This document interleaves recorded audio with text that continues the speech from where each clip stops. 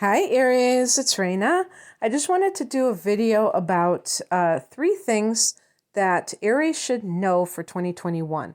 I want to make it clear that some of these transits are things that have already been going on, but perhaps it hasn't been highlighted by astrologers. I know I don't talk about Chiron, for instance, which I'm about to do. And so you might not have even known that it was happening. And plus, when you have transits, sometimes if they're like a slower moving, they can not be really hitting your sun if they are within, a certain degree span. So perhaps now it is starting to get to a point where it will affect you. So what I was really alluding to was the first one is that Chiron is in your sign. Now, I think this has been the case for a couple of years, but I could be off on that because Chiron went back into Pisces after it went into Aries. So that, took more time from it to be to doing so. Now, Chiron does retrograde as well, and then it starts to lose degrees. I'm kind of looking at the asteroid ephemeris. Chiron is the wounded healer, and it's an asteroid, and it's connected to sensitivity, pain that we experience. Now, in the transit, this can come up as something that we need to look at, that we need to heal, that is unhealed. But it can also be a time, if you have done the work, where you are stepping into that role of a healer. So, to keep it more positive, it doesn't have to be something just, totally emo. But as I look and scroll throughout the year, it looks like it's not going to get farther than 12 degrees of Aries. So some of you that might be 15 degrees or 16 degrees, you might start to feel it in the summertime, or I'll just say June, July, and August of this year before it retrogrades again. And those who have a very early degree of Aries, you probably have already been feeling this. Now, Aries is a fire sign. It's a cardinal fire sign. It's a very dynamic sign. Being a Sagittarian myself and being a fire sign, I know that we can come across sometimes as insensitive. This is not malicious, at least I'm sure most of you, it's not going to be that way, and certainly not with me. But it's just that it's a masculine energy, the fire element. And this means that the emotions, it's not about the emotions. It might be more about trying to move forward and trying to get, if you're dealing with a person, trying to comfort them, trying to get them to see the positive things. And that person may not think that you're honoring their feelings. They might, things like that. So Aries might get the reputation of being insensitive. So it can come as a big shock to you when you find yourself very sensitive. This may be modified if your sun is in the 12th house in your natal chart, or something like that, maybe in the 4th house. If you have the moon in a water sign like Cancer or Pisces. Scorpio, I don't know. That's a pretty fierce sign.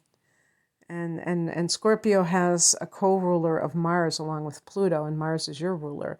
So I don't know about Scorpio, but definitely Pisces and Cancer, or a rising sign, something inner planets in Pisces, which you certainly might have, being an Aries, like Mercury, Mars, or Venus in Pisces, where you have that side to yourself. That might be something that, you're more familiar with, but for the rest of you, you might be like, why am I like this? And it can actually affect your confidence. You might feel unsure about yourself. So just think about that in the last year or so, if you felt like less sure about everything. We do have these Capricorn energies that have been squaring you off. from the 10th house of career. Although, again, because this is a general forecast, it's hard to say that definitively for everybody. So, but it has done so at some point in the last few years when you've had Pluto is still in the 10th house. And Pluto right now, as I record this at the end of January 2021, is at 24 degrees of Capricorn. So especially if you are a later degree of Aries, you might be feeling that direct square and that frustration, because Aries is a very ambitious sign. So that may be, exacerbating things. But with Chiron, it can actually create a scenario where you become more sensitive to other people because you are also sensitive towards yourself. So just realize that. And it may even be to the point where you decide to do something with that career-wise. Maybe you train as an energy healer or a whatever, one of those types of healers. I was going to write this, but I didn't. I didn't want to just get too far into it. But Neptune is in its own sign in your 12th house. Again, this is not anything new. But in 2021, maybe it's the time for you to really embrace this. Neptune is also, I think, at this time around 18 degrees of Pisces. So it's not talking about it making a direct aspect to your sun sign, but just talking about its progression of how long it's going to remain in that 12th house. So it's already past the midpoint. But anyway, so that's one thing. The second thing is that Uranus is in your second house in Taurus. And there's also going to be a lunar eclipse in Taurus at 27 degrees of Taurus on the 19th of November. So, towards the end of this year, we're going to have a lunar eclipse here. And that's going to set the stage for 2022 when you're going to have eclipses in both Taurus and Scorpio. Scorpio being the 8th house for you. And this axis being the two money houses. The 8th house is shared resources and the second house is the money that you earn. But these kinds of things can get blurred sometimes when it comes to your actual monetary gain.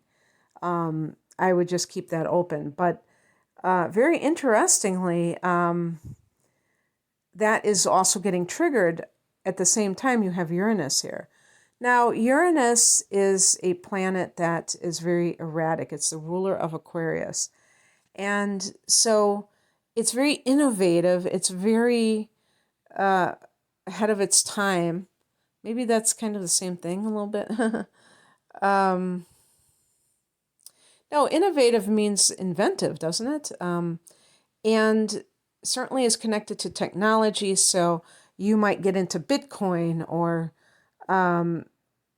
be the kind of person who's like, doing that I don't know what they call it, where it's a type of investments that you do that are online, and they can be very small investments, like trading, but very, small types of things like that. I don't know.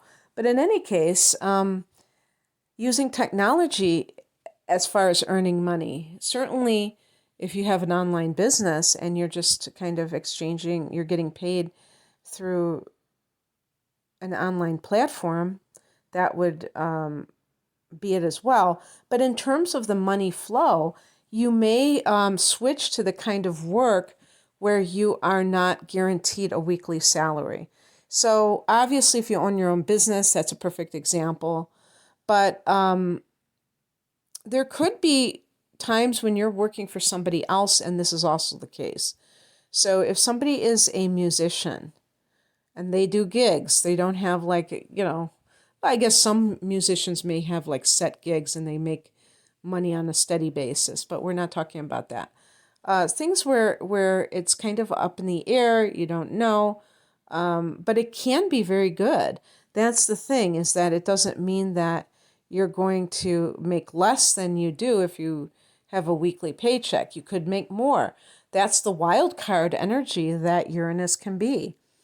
It's about thinking outside the box on how to make money. So that's that innovative, inventive aspect of it.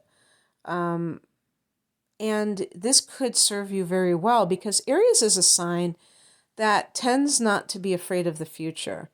You're very in the moment, very spontaneous, and I think in general very confident. Again, this may be more of a tender time for you with Chiron in your sign, but still, for some of you, this may actually, having Chiron can actually help you to become more sensitive to others and temper your own tendencies and actually improve your life in multiple areas.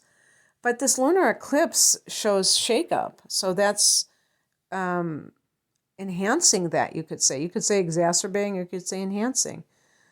It's interesting. When I said the word shakeup, it was 11:11 on the time for this. So I don't know if I needed to say that to somebody, if that was some kind of a sign, but there you go. And this will go on until through 2022, when you're going to continue to have eclipses in both of these houses. And the third thing is that the 11th house is emphasized for you. I did your February 2021 astrology forecast where I discussed this matter. But even after some of these personal planets like Venus and Mercury and the Sun and things like that have left this area, you still are going to have Jupiter and Saturn here. And in addition to that, you're going to have a blue moon here. For the Jupiter and Saturn, I'm not going to go into that because I already have multiple times, but I do have a video that talks about the transit of Jupiter and Saturn in your 11th house, and you can look it up on my channel if you haven't already listened to it. But in the July-August period, there are going to be 2 full moons in Aquarius. One of them is on July 23rd at 1 degree of Aquarius, and then on August 22nd, there will be one at 29 degrees. So it's not the first degree. It's 1 degree is, the first degree is actually 0, but one of the very first degrees, and then the last degree.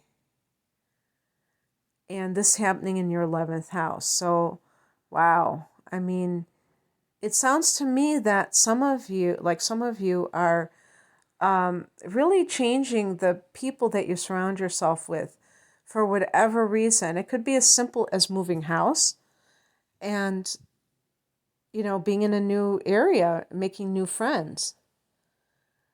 But I have to believe that it's also about how you are changing personally and letting go of things that don't serve you. So just realize that, full moons can bring things to a head or culmination. And, sometimes friendships run their course and you have to do that. But because Aries is a very extroverted sign, you may feel like that's a loss to you because you just enjoy having these people in your life.